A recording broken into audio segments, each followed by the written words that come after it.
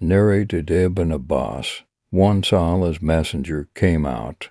While Bilal was accompanying him, he went towards the women thinking that they had not heard him, i.e. his sermon. So he preached to them and ordered them to pay alms.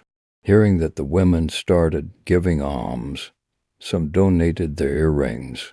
Some gave their rings, and Bilal was collecting them in the corner of his garment. Narrated Abu Hurairah, I said, O Allah's messenger, who will be the luckiest person, who will gain your intercession on the day of resurrection? Allah's messenger said, O Abu Hurairah, I have thought that none will ask me about it before you, as I know your longing for the learning of hadiths. The luckiest person who will have my intercession on the day of resurrection will be the one who said sincerely from the bottom of his heart, none has the right to be worshipped but Allah. Narrated Abdullah bin Amr bin Al, as I heard Allah's messenger saying, Allah does not take away the knowledge by taking it away from the hearts of the people, but takes it away by the death of the religious learned men, till when none of the religious learned men remains. People will take as their leaders ignorant persons who, when consulted, will give their verdict without knowledge, so they will go astray and will lead the people astray. Narrated Abu Sa'id al-Khudri, some women requested the Prophet to fix a day for them, as the men were taking all his time. On that he promised them one day for religious lessons and commandments. Once during such a lesson the Prophet said, a woman whose 3 children die will be shielded by them from the hellfire. On that a woman asked, if only to die, he replied, even to will shield her from the hellfire. Narrated Abu Sa'id al-Khudri, as above. The sub-narrators are different.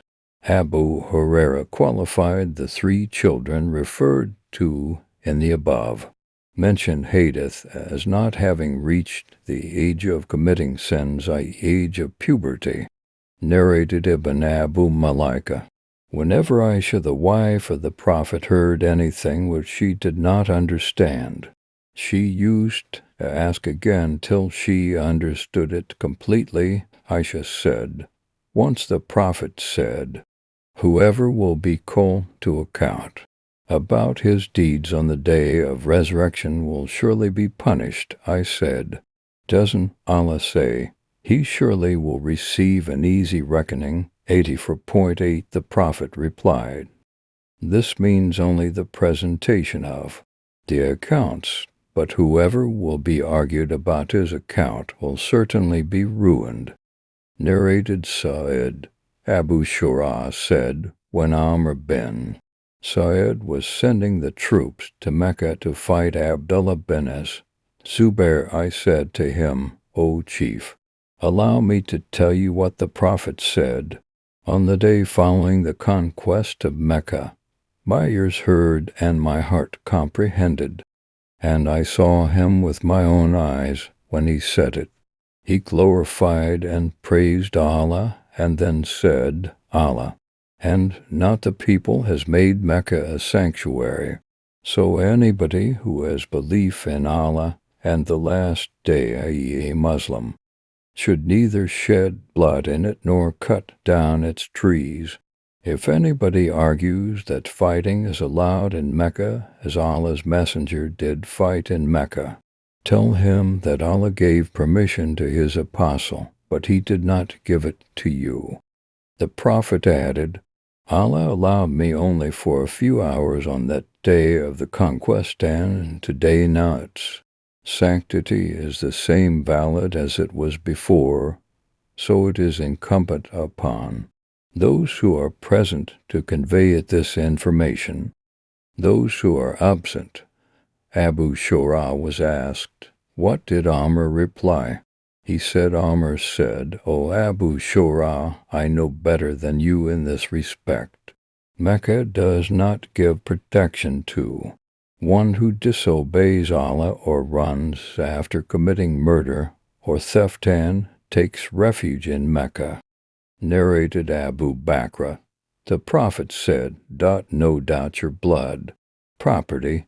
The sub-narrator Muhammad thought that Abu Bakr had also mentioned, "and your honor, chastity, are sacred to one another, as is the sanctity of this day of yours in this month of yours." It is incumbent on those who are present to inform those who are absent. Muhammad, the sub-narrator, used to say, "Allah's messenger told the truth." The Prophet repeated twice, "No doubt, haven't I conveyed Allah's message to you?" Narrated Ali.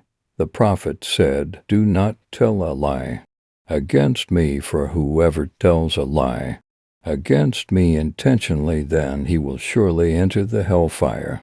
Narrated Abdullah bin Az-Zubair. I said to my father, "I do not hear from you any narration hadith of Allah's apostle as I hear his narration from so and so." As Zubair replied, "El was always with him, the Prophet, and I heard him saying, whoever tells a lie against me intentionally, then surely let him occupy his seat in hellfire." Narrated Anas. The fact which stops me from narrating a great number of hadiths to you is that the Prophet said, "Whoever tells a lie against me intentionally, then surely let him occupy his seat in hellfire." Narrated Abu Hurairah. The Prophet said, "Name yourselves. With my name use my name, but do not name yourselves with my kunya name, i.e. Abul Qasim. And whoever sees me in a dream, then surely he has seen me, for Satan cannot impersonate me. And whoever tells a lie against me intentionally, then surely let him occupy his seat in hellfire." Narrated Ash-Shubi. Abu Juhayfa said, I asked Ali, "Have you got any book which has been revealed to the Prophet apart from the Quran?" Ali replied, "No, except Allah's book, or the power of understanding which has been bestowed by Allah upon a Muslim, or what is written in this sheet of paper with me." Abu Juhayfa said, I asked, "What is written in this sheet of paper?"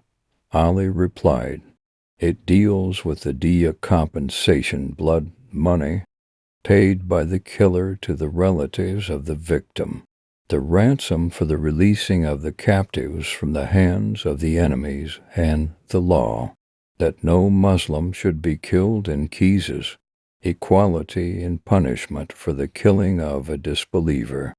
Narrated Abu Hurairah. In the year of the conquest of Mecca, the tribe of Khuzah killed a man from the tribe of Bani Layth in revenge for a killed person belonging to them. They informed the Prophet about it, so he rode his rahila she-camel for riding and addressed the people, saying, "Allah held back the killing from Mecca." The sub-narrator is in doubt whether the Prophet said elephant or killing, as the Arabic words standing for these words have great similarity in shape, but Allah let his apostle and the believers overpower the infidels of Mecca. Beware, Mecca is a sanctuary verily. Fighting in Mecca was not permitted for anyone before me, nor will it be permitted for anyone after me. It wore, and it was made legal for me for a few hours or so on that day. No doubt it is at this moment a sanctuary. It is not allowed to uproot its thorny shrubs, or to uproot its trees, or to pick up its look at fallen things, except by a person who will look for its owner, announce it publicly, and if somebody is killed, then his closest relative has the right to choose one of the two, the blood money diya or retaliation, having the killer killed. In the meantime a man from Yemen came and said, "O Allah's messenger, Get that written for me." The prophet ordered his companions to write that for him. Then a man from Quraysh said, "Accept al-kira type of grass that has good smell, O Allah's Messenger, as we use it in our houses and graves." The prophet said, "Accept al-kir, i.e. al-kir is allowed to be plucked